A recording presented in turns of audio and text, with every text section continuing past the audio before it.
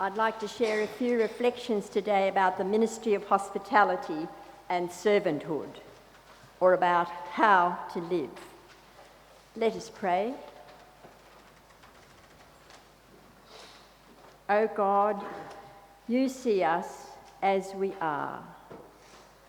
Breathe into our minds and hearts the passion of your love. Amen. All four readings in our lectionary readings for today have a common thread. Ephesians talks about singing and praising. The Psalm talks about love and grace.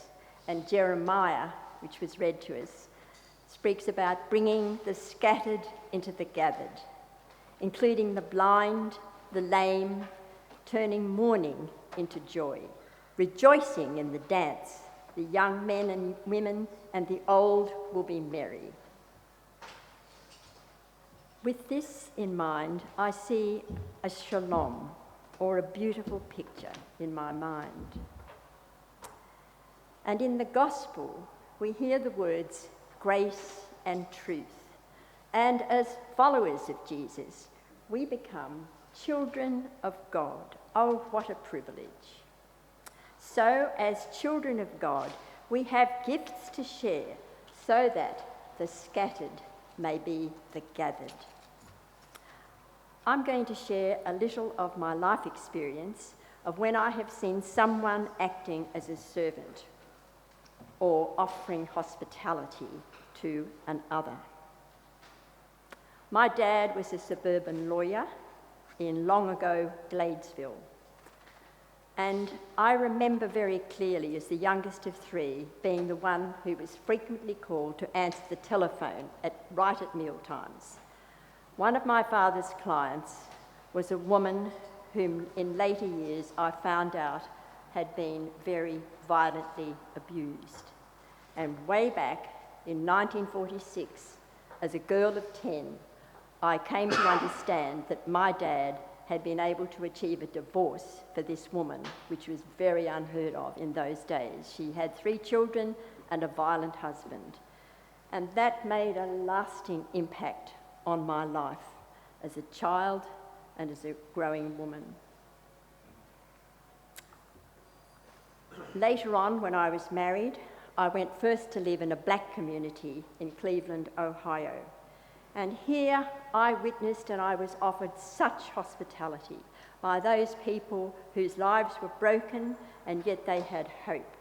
They offered me hospitality in their homes, in the poor black homes. They shared their stories. They talked about one man I remember in Jim's congregation.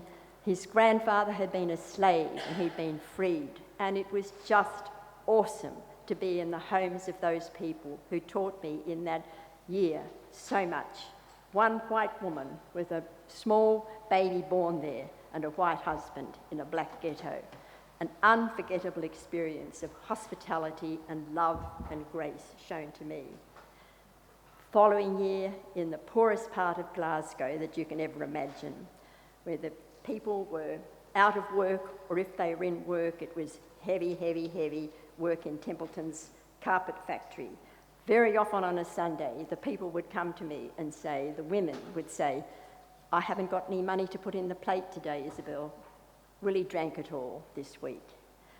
The poverty, the suffering, and yet the hope. Every Thursday, I went down to the mothers' group and learned how to do Scottish dancing. Such love and such hospitality shown to me and to my little family. When I returned to Australia, we were 11 years in Paddington, in the Presbyterian church there. And in that time, my heart was opened and hospitality was offered to me on every hand, especially by the people who were trying to find meaning through their art and the grace, particularly the artists who showed me so much about their own inner journey of understanding their life and the meaning of their life through their beautiful art. Then when I went to the villages of the world, amongst the poorest of the poor, I remember being in the kitchen in a very poor village, 12 hours train ride north of Mumbai, and asking the women if I could come in and learn how to make chapatis. And amongst the mice running all through the flour bags, here I was learning how to make chapatis and what's more, eating them and having such fun and such hospitality and love and grace shown to me. And then in Venezuela, when we were amongst black Spanish-speaking people in a little tiny village, and here I was learning how to eat dandelion soup. That was what was growing and that was what we ate. Hospitality and love and grace being shown to me. And finally, when I returned to work in the church, in my last parish in Cabramatta, the stories, the trust, the hospitality, the grace shown to me by the people who'd suffered under Pol Pot. One man in our congregation had been shot driving on his motorbike through the main street of Phnom Penh, and his wounds were very real. The trust that they showed to me, and the hospitality and the food they graciously served me, learning about the pain of their stories under the regime of Pol Pot. All along, I found grace and hospitality and servanthood being offered to me as a human being. And now I want us to fasten our safety belts because we're going to a different place. We're coming to our home, this beautiful building that we have, and what lies around us. I was looking recently at the mission plan up there on the back wall, right at the very back, and I was reading about it and seeing what sort of things we'd said we wanted to do. What sort of wonderful things did we have in mind as the congregation serving this local community? And my eyes were fixed on the third, as it says, mark for service. And it says tend. And it says tend to respond to human need by loving service. My mind and my heart leapt when I read that. And I thought, this is something that I think really is part of my future, part of our future. I was thinking about this beautiful community, this community of grace and truth and beauty and love and hope. How will we offer hospitality and servanthood to this, our neighbourhood? How will we serve the scattered into the gathered? How will we follow the leading of the prophet Jeremiah for the poor and the lame and the blind? And then I thought back to 2012 or thereabouts. Some of you will remember our friend Michael, who had 3 different names, Michael, Ali and David. He was with his shopping trolley out on the steps with his bags in his shopping trolley. That was his life, his shopping trolley and his bags. And one day, very sadly, Michael died.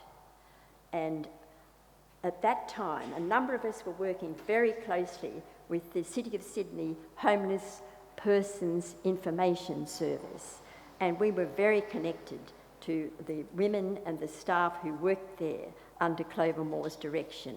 We found out so much about how the City Council cares for the people who are homeless and who are struggling right in our CBD. And I thought about Michael, and I thought about what is God saying to me about hospitality and grace and servanthood in this time in 2020. And so I looked again at the mission plan, and I saw under number 3, to respond to human need by loving service, I saw the words, strengthen and develop hospitality ministries. And I said to myself, wow, this for me has the embryo, the nucleus of an idea for that building next door. I thought, what if that building became a place for homeless people? What if that building were transformed into a building called Pilgrim Place for all those who are wayfarers, who need love and grace and support that we can offer? Don't tell me that it's the synods or it's this or it's that or the other.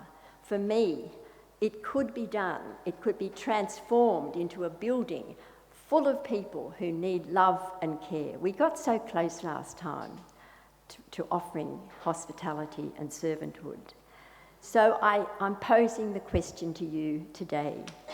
If you look deeply and seriously as a member or a follower or a friend of this congregation or a companion on the way, I pose you and I challenge you to consider deeply in your heart, what if we left a legacy for those who are the blind, the lame, metaphorically speaking, those who need care and love? Let me tell you, my life experience is the small amount I have given in villages all over the poorest of the poor in the world.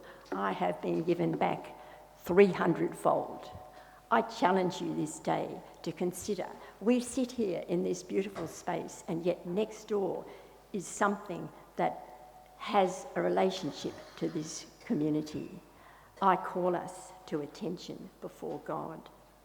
I leave you with a Gaelic saying, "It is in the shelter of each other that the people live.